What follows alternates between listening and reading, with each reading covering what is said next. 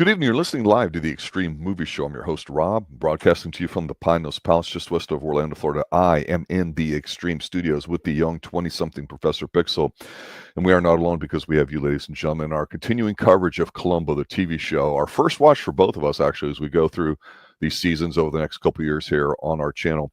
Tonight's episode, Mind Over Mayhem, is an episode getting towards the end of season 3 that... I don't know how else to say this, Pixel, other than I didn't like it. There was a couple of things I thought that could have been good in it. This is probably one of the worst Columbo episodes I've seen up to this point. I think there's some problems basically with every aspect of it, which is weird because it doesn't feel rushed or anything like that. And it actually has a guy, Stephen Bochco, who's written some stuff before that's been pretty good and all that. And Jose Ferrer, who I swear to God, I've got to look this up, sounds like the voiceover for the Incredible Hulk original TV shows from the 1970s. And it's got a young Charlie from Star Trek, the second or third or fourth episode or in the first season, which eventually we'll get to. And it's got that goddamn dog. And I am a big dog lover, you know that. Max and Daisy, my German Shepherd Czechoslovakian non-working lion, Reds, short-haired, help patrol my 5-acre palatial estate here near a tiny dwarf lake in Pine Hills, so we can do this. But yeah, this is I will never watch again episode Heat. What about you? What's your initial take? I unfortunately watched it twice. I see. That dog is a harbinger of doom. This episode is certainly something to talk about. When we started this season, I was a little kinder to that, like the first 2 episodes than you were. But then we had banger after banger, and now we have this. When it's great, it's great. When it's not, it is not. But it doesn't ever happen, does it? This is pretty rare that it's just like this far of a fall is extraordinary. Well, get us into it, sir. Take it away. Yes. So the war room is going on at what we will learn is the cybernetics. What is it? Cybernetics something institute. And we have our main guest star here, which is, how do you pronounce his last name? It's Lou Ayres. Ayres. Good. And he today. He is currently the director of this institute, which is basically a big old think tank. And they're going ahead, they're playing war games in using this supercomputer. And he gets contacted, somebody's waiting for you in the office. So he goes ahead and moves into his office where there's this older, distinguished gentleman there who says, basically, he's going to go ahead and expose his son because he has plagiarized work. Yes. And they don't just do a good job describing it well here at all.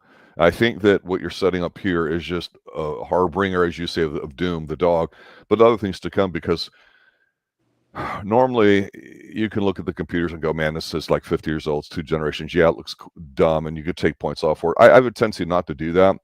I'm not a big fan of set pieces necessarily unless they're exotic and look good, because visually I want them to be interesting. Here, they're very boring. I have no problem with them trying to be futuristic, but here's the thing. We see that stupid, dumb robot that we've seen on shows before, whether it was Lost in Space or the other one that I can't think of is where I think it comes from. And okay, it sounds like a good idea. Really smart people all put together in a room. And this is back in the 70s when you'd put advanced kids all in a room together so they could get even smarter with each other. And then those would be the people that would go off to college, whereas people of average intelligence would get sorted through and go on a trade school and make a very lucrative hands-on kind of career. Now it's not that way.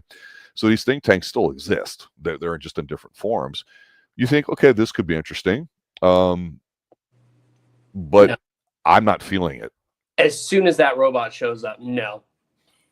Because the fact is, the kid actor in here, usually when you have a kid actor, they're going to be annoying, something like that. They're going to stand out and they're thinking, oh, this is cute. This kid isn't annoying at all. Like, out of the bad things in this episode, he's the best one. He has a little bit of juice to him. I'll give him that. But Yeah, but so yeah, you could hear, oh well, I'm a boy genius, and well, I'm working on my robot.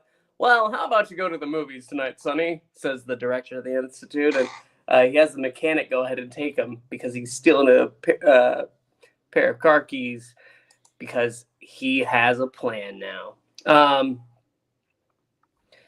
We also get one more scene with the old guy before he gets knocked off, with his very young, very attractive wife.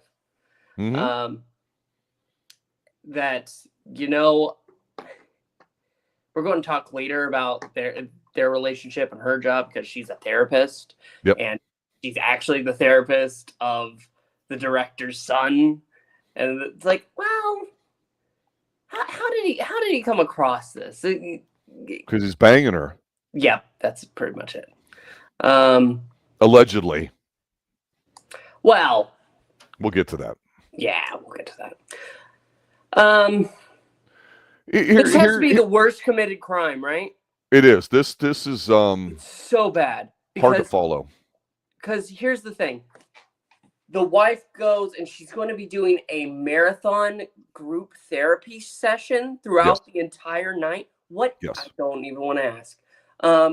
Look, I mentioned before in some other streams that you may not have been a part of, specifically talking about how, at least on our Columbo streams, you know, we did have an episode that was at a fat farm, and another one had to do with health stuff. And I talked about how the fitness craze from the 60s going into the 70s, when people were interested in themselves rather than, you know, America and the government and all that stuff, you had that splinter, especially after the JFK assassinations, like a plot that most people, of course, with more recent news coming out about it officially, there's a cynicism in it. And I've mentioned before, what's interesting about Columbo is not just the fashion trends, but how they've done stuff with women and what I would call a pro-feminist a viewpoint, whether you like feminism or not, or just the way I'm looking at a strong woman, which we've not had.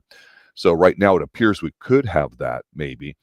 But the thing here is that, how do you say this bluntly, if you're going to have a woman that's a lot younger, it should be central to the story. And it might be in here. I've banged the drum about how there's a lot of, you know, single mom syndrome in movies where, you know, the woman's got to be a girl boss and do everything right. And if only people would understand. And of course, that'd be accepted in movies like Flashdance and others later on, and how horrific life must be because you end up single. This is an interesting case because what we don't see a lot of are strong male role models, and certainly not father figures, even going back 2 generations in movies or television, generally speaking, or they're kind of made to just be that guy reading the paper and smoking his pipe out, and, you know, on there being irrelevant to everything, like in Stranger Things when you see the dad and stuff. But here, the whole thing with the robot should be important because it's put into our perspective early on.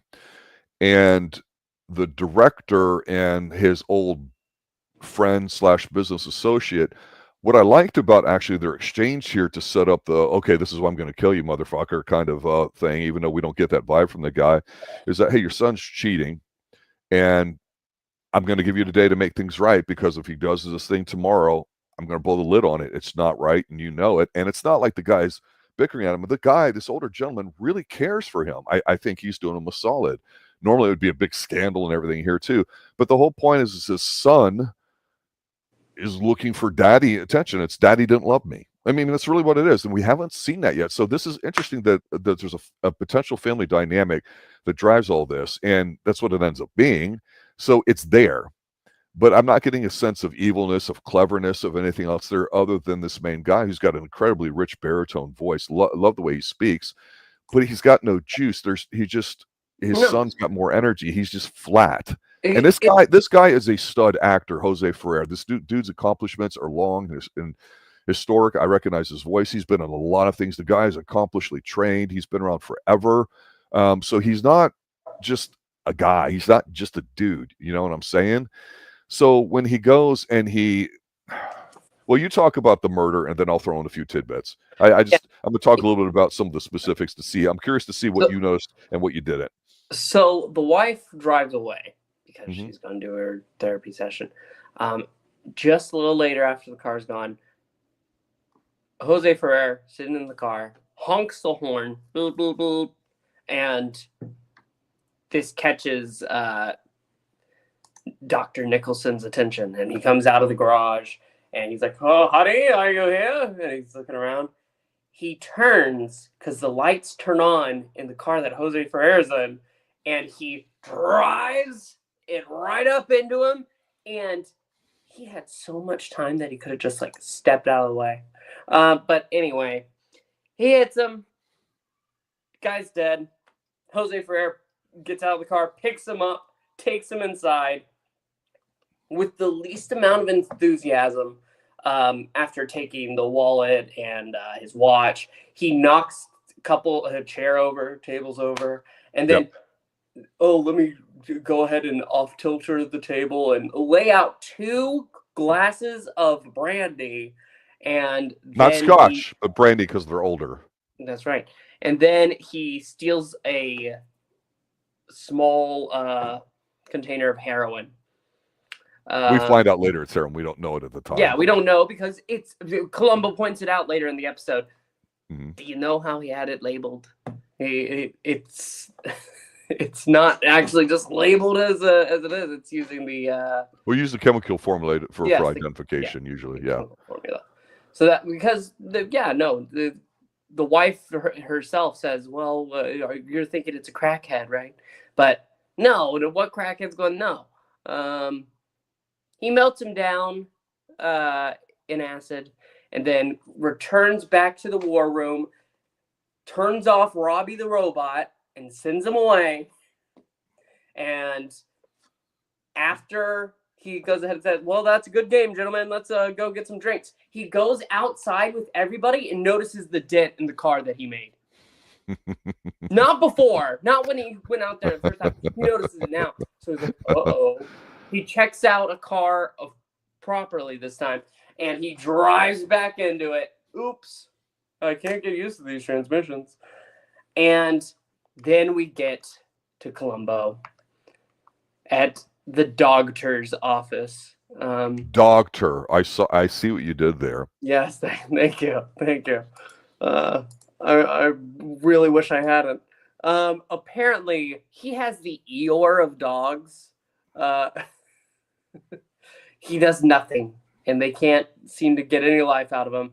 And Columbo gets a call while he's at the office, and he's like, "Can I at least leave the dog here while I'm going ahead and investigating this?" And the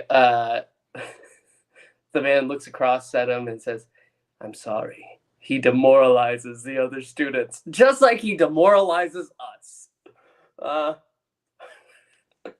Let me pause in there and throw in some stuff to catch up here as we continue forward. I generally thought this could be very interesting because there's clearly, an age gap between the older gentleman and his wife, and he's going there working on his stuff. But what I really liked here is I thought the guy had a sincere interaction with the director that wound up whacking him.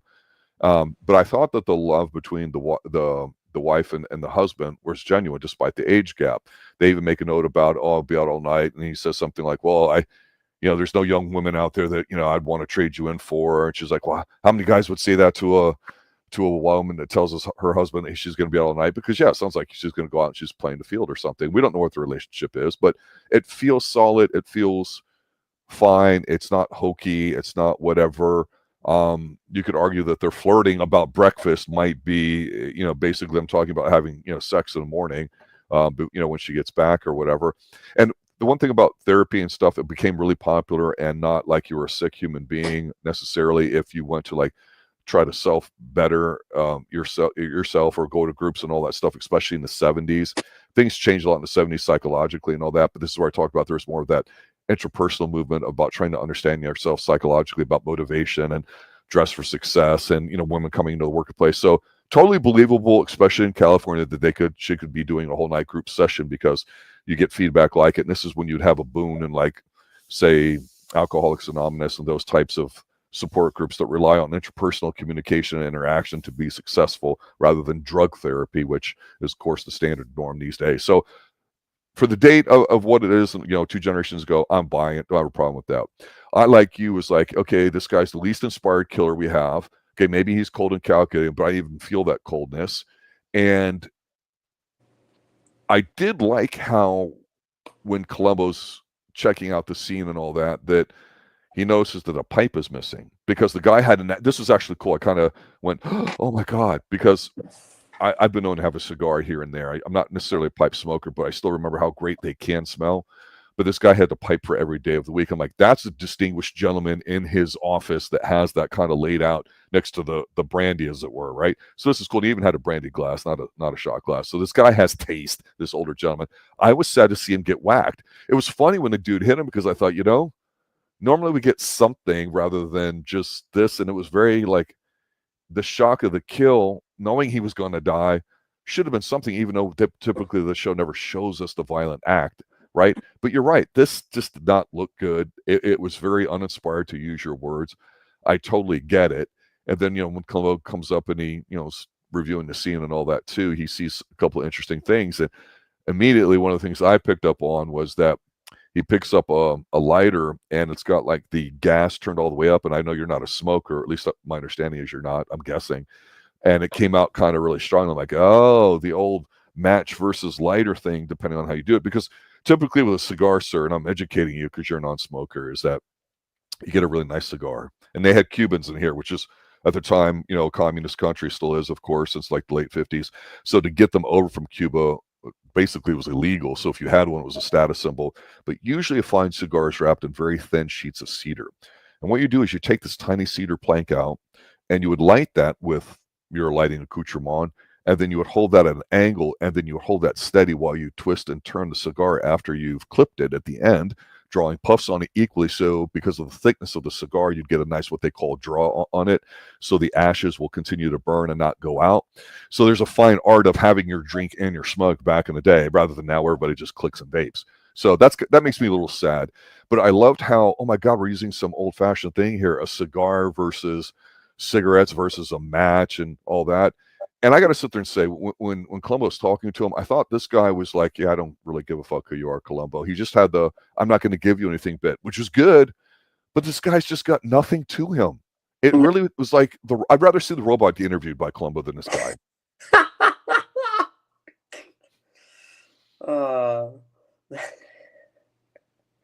That's great.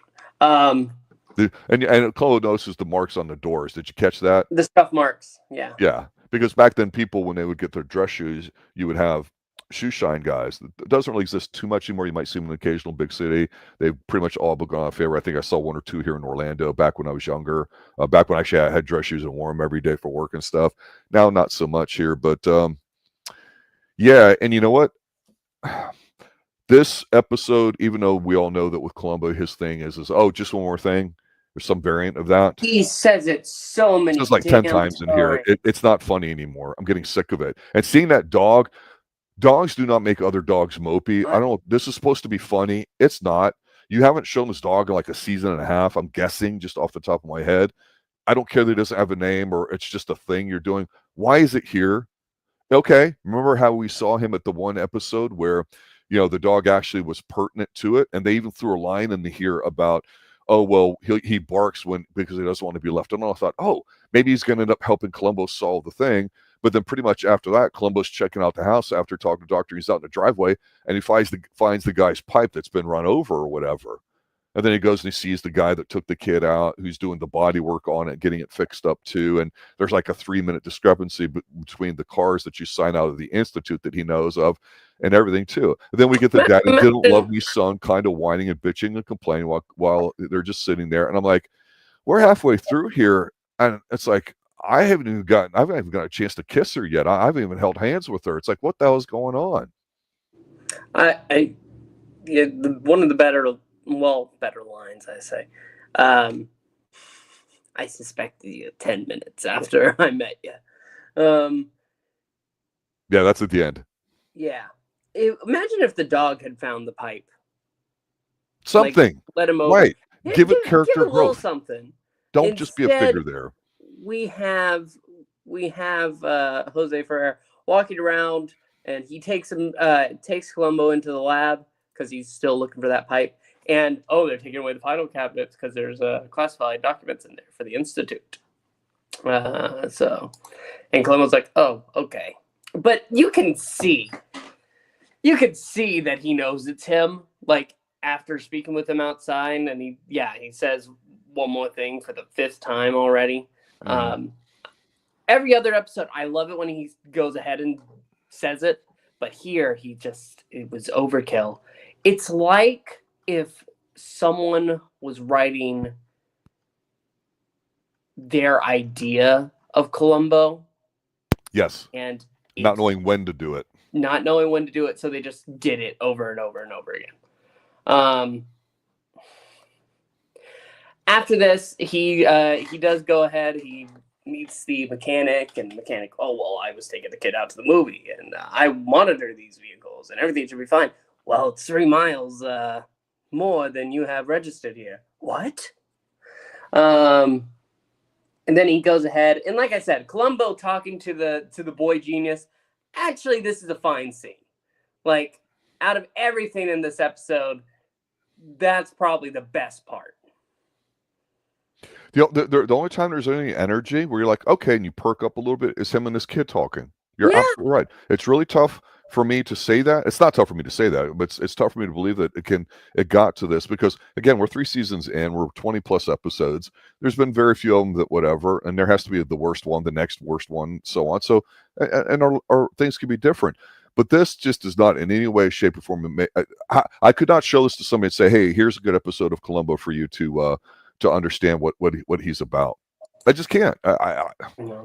You know, and nothing feels like it's starting to snowball. Not when he's talking with his wife and he just kind of believes that she's not going to be involved, or with the kid. It makes you think, well, could he have programmed the robot to do it?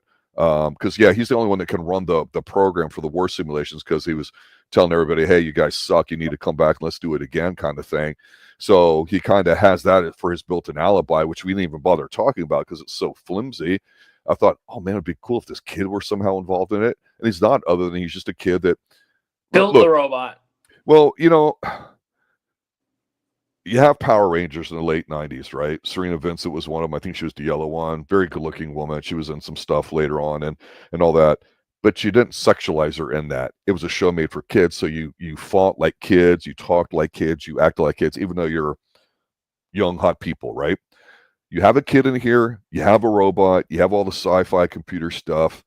This is an episode made for children. And it feels like it because I'm not getting any of that adult level stuff, even though initially I thought, wait a minute, the May, September romances, they call it, or December or August, whatever the hell they call those phrases are for young and old, could have been something interesting. And it's not. It's like, really? We're halfway through, and all we've got is the kid trying to tell Columbo how this thing works. And I'm like, you know what? At this point, I'll buy anything because nothing's working. But the thing, go ahead. I'm sorry. The next scene is actually probably the best scene that we have. Yes, I was just going to say that. Go ahead, take it away. Because Columbo goes into the office of the director in the institute, and he's like, well, I'm having some trouble going ahead and barking this and this. Who owns car number 6? And because it's actually the director's assistant. I remember the name. It's on the tip of my tongue because it's actually goofy looking assistant. The goofy with the cocoa shirt and cocoa tie. That's all we need to know. I know. It's just going to bother me. This is not a pretty looking show. No. The assistant comes in and he's this short little weaselly guy, and he's like, "Oh, can I help you?" And Columbo said, "Where were you last night?" I was in my apartment. Anybody to substantiate that? No, I was alone. And wait, what's happening here? Am I a suspect? And Columbo says, no, you're not a suspect. You have a good one. And he goes ahead and leaves. But when he's saying that, no, he's not a suspect, he's looking directly at the director. Mm-hmm. He's staring at him. And the kid leaves, and you have Jose Ferrer say, well, I'm not sure why you told him that, Columbo. Or are you just trying to ease his mind? No, he's not a suspect. He's too small. Couldn't have carried him. The scuff marks. I told you about the scuff marks. But then we get to the worst part about this scene. I love that Columbo has this notebook and that he keeps notes all throughout. And we just talked about it last episode. He brought it up and wrote down, and he would say for line what he wrote down at the scene. And here he's like, oh, I started losing my pencil all the time, so I'm taking audio notes. And they are the most annoying, irritating notes that you can hear. Yeah, it was interesting in the 70s, because I'm going back to the whole self-improvement movement. There was a big push on data and computers and how do you deal with all that. And it's quite remarkable, because right now nobody thinks or has mental capacity like they did back then. There you had to memorize your timetables, you had to learn how to use them. Now they don't teach them, people don't have to learn it. The way mathematics is taught is really dumbed down in schools, so there's less computational power, and it's all gimmicky and shortcutty, and nobody understands the why behind it. So a lot of times psychologists in the 70s are starting to get into not just why does things work, why does this type of therapy may be applicable versus that, like biocentric motivation versus this or that, or when's a good case to use drugs for psychotherapy and stuff. And what I think is interesting is one of the things that people don't realize is there's this emphasis on performance, not just by looking good, the human interactions, but how do you memorize things? How do you use mnemonics? If you take an 8-digit number, how do you memorize it? Well, you can't, but you can make it 2 4-digit numbers, and you could go, well, wait a minute, the first one is this, and if I add 12 to it, it's that one, and you can break it down, and there's all these interesting things about it. The old school best way is writing stuff down. So we can call, Columbo Luddite here, somebody that's not embracing current technology or whatever, and maybe that's how he's supposed to appear, but even then, they don't do a great job with it. I like it when you're no matter what the situation is, you're dealing with people and human situations. And to me, the best scene, actually, I was misthinking which scene you were going to emphasize here, but to me, it's when Columbo is going and looking for the records that were part of the murder scene that he said, hey, they're classified, we're going to move them back. And they do, so he's looking for it, and the file's missing. And then his wife happens to be there, and he's basically like, well, how'd you know to come look here when I got this as a court order? And they're going back and forth. And at this point, it's like, is she really having an affair with a younger guy? Because God forbid they suggest something like that on television to be true. Now, in the 70s, there's a lot of progressives, don't get me wrong, but they would hide it kind of well with the yuck. But here, what I liked about her is that she just was kind of like hiding behind that mask of being the psychologist, right? So I thought, okay, is there something here? Is it going to pivot? And then the one thing about it is I feel like an idiot during the scene, because I thought it was very intriguing. So the only time I thought he was really grilling somebody, but then she's like, if you don't know any better, she's not acting like her husband just died. No. And I guess she's a psychological professional, but a lot of times people in those circles from the female persuasion, or even men, have a tendency to be a little bit more openly emotional, like, it's okay, it's all right, it's human, these things happen, it's okay to feel sad, you have the right to feel the way you feel.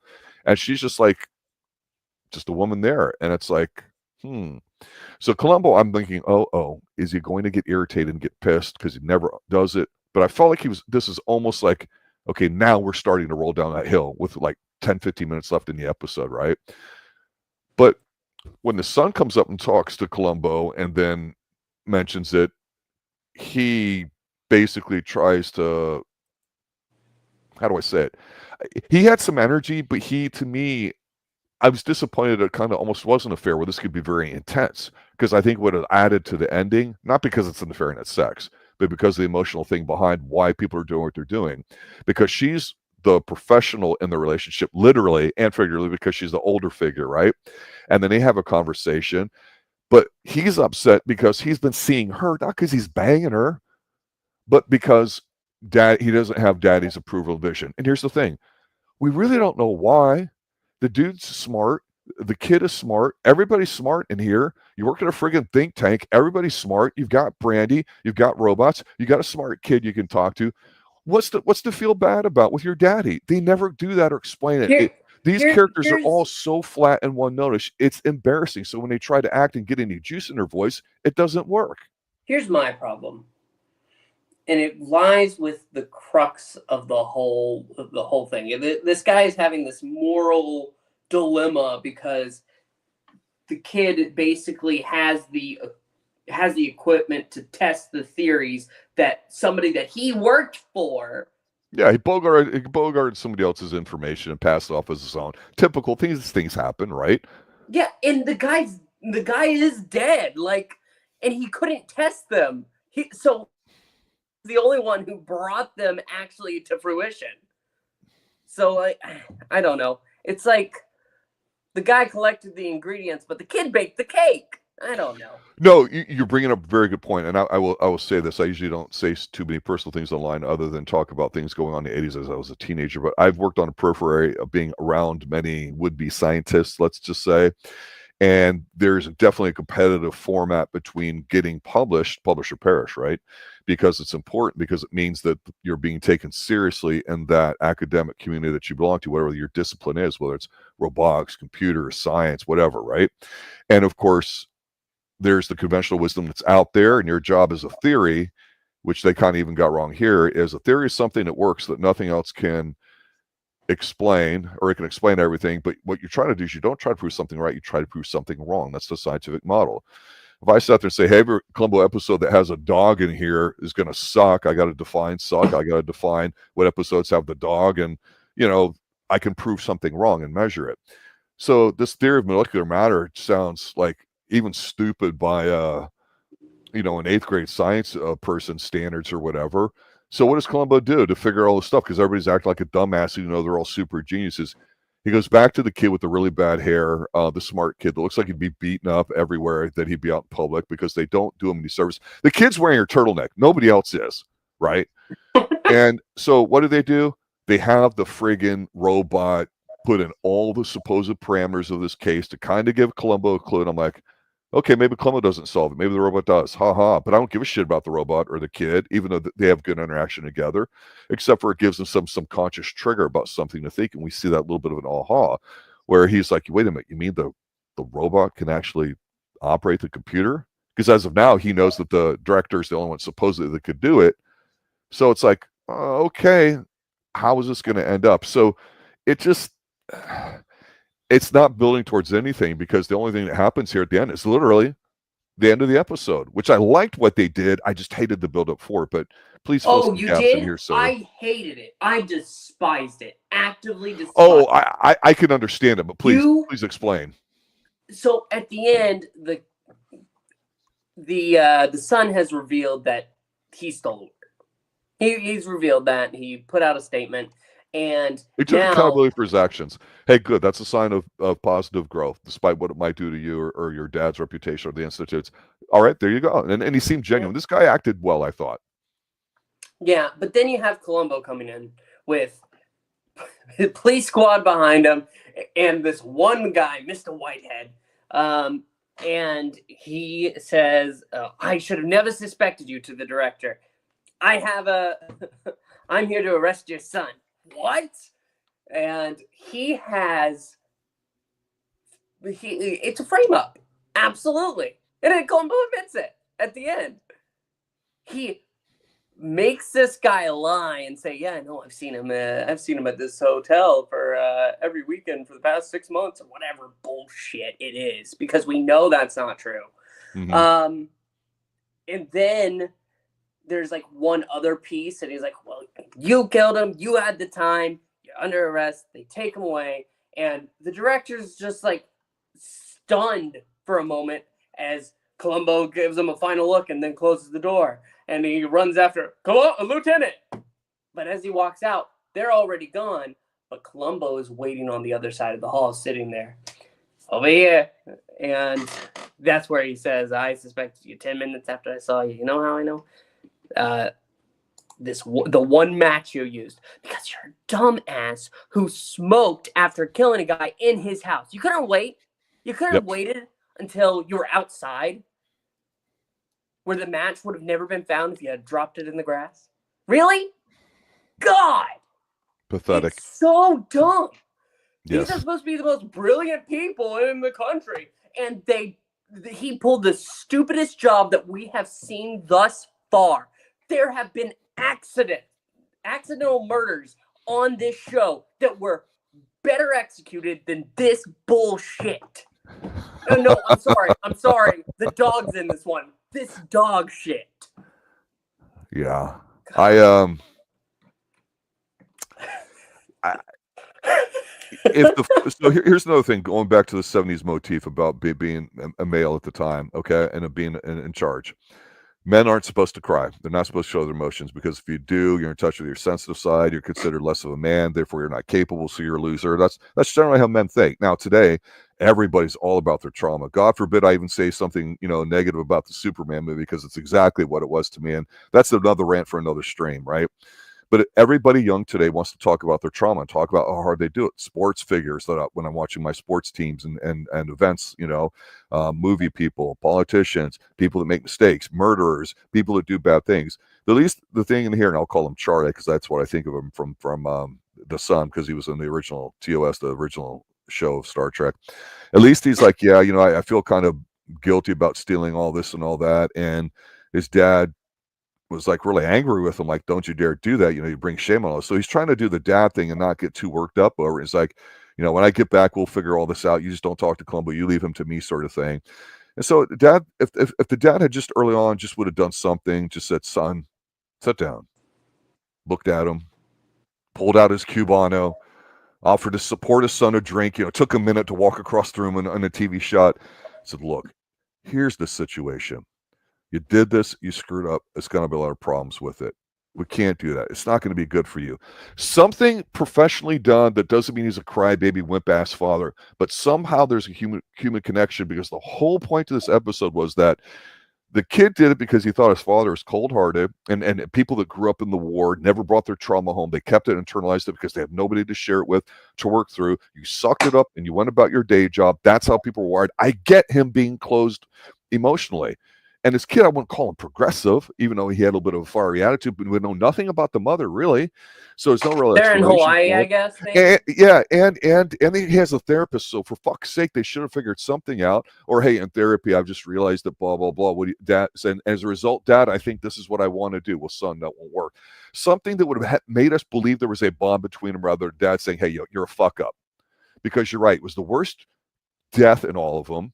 It was overly hidden up with no thought to it whatsoever. Halfway through I think the third time him and Columbo meet, he pulls out the Cuban and just starts like lighting it up in front. It's like, you fuckhead, what are you doing? You know what Columbo's looking for, because he's already asked about the goddamn pipe.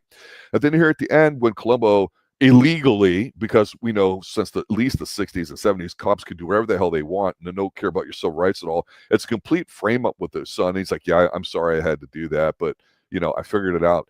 You did this because you love your son. Get the fuck out of here. If that's going to be the answer for this, you figure out a way to do it that's not this bullshit. And why have the dog? Dog didn't do anything. Why have the robot? Robot was there for one yuck. This episode was made for kids, and it felt like it. This is not a Columbo episode in any way, shape, or form.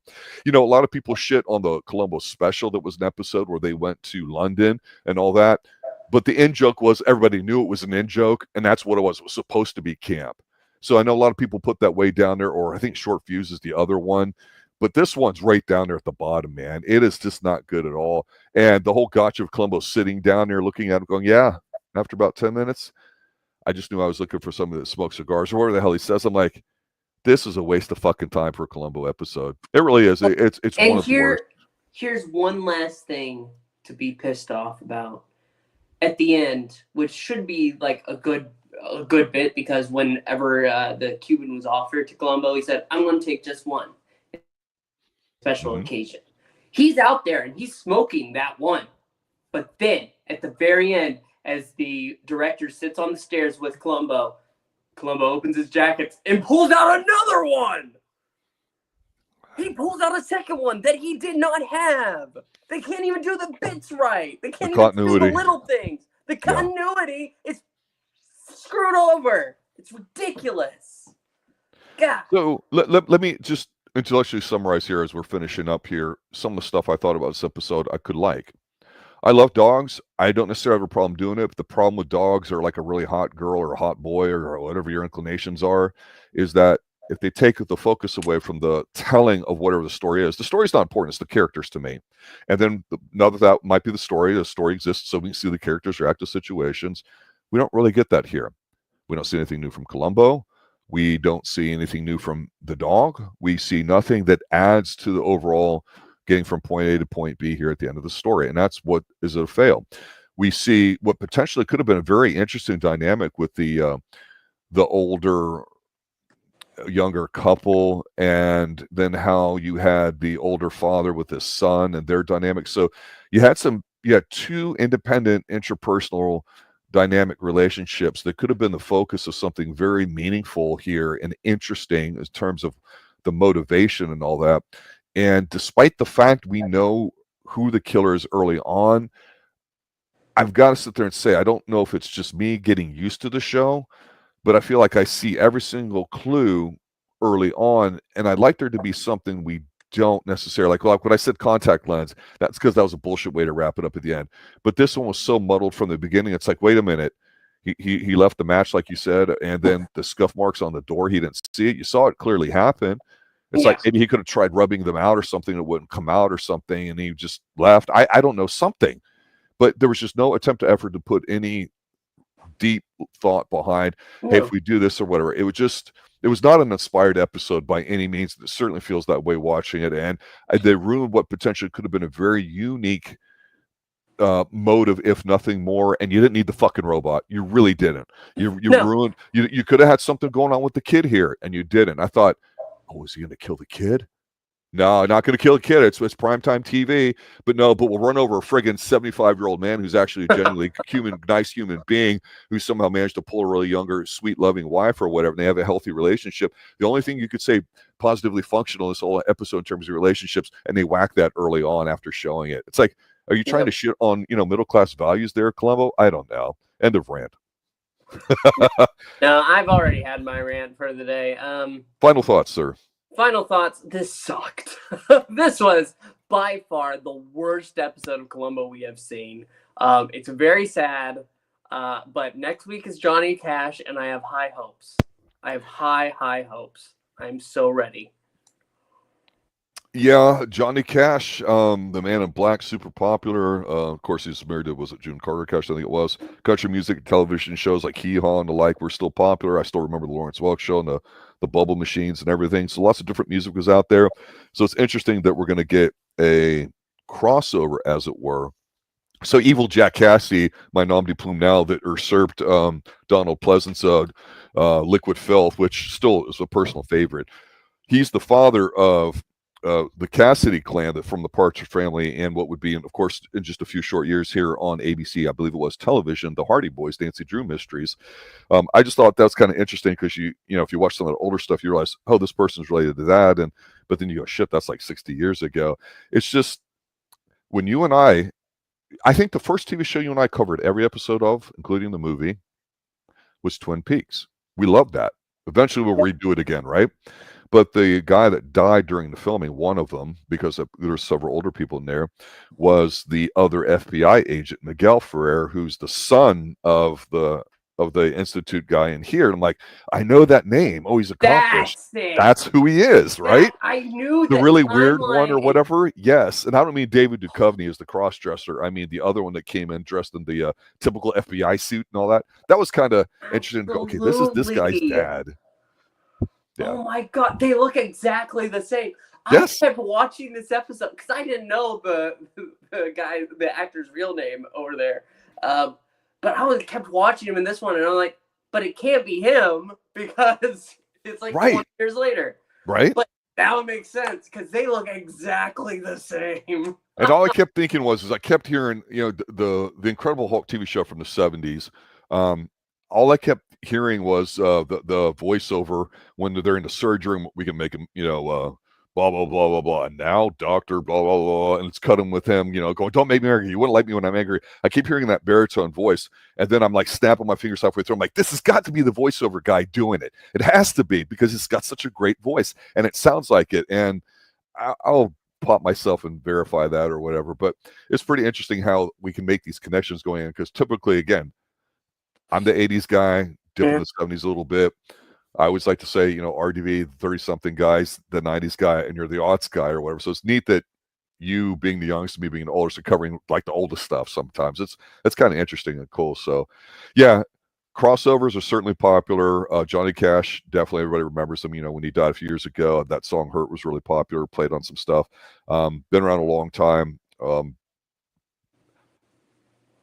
It can always get worse, you know, as a as a middle-aged gentleman, I can sit there and tell you that's how life is. I just don't think it's going to be a Johnny Cash. I think it'll be cooler just because he's in it. I have hopes. I have very high hopes. I've been watching.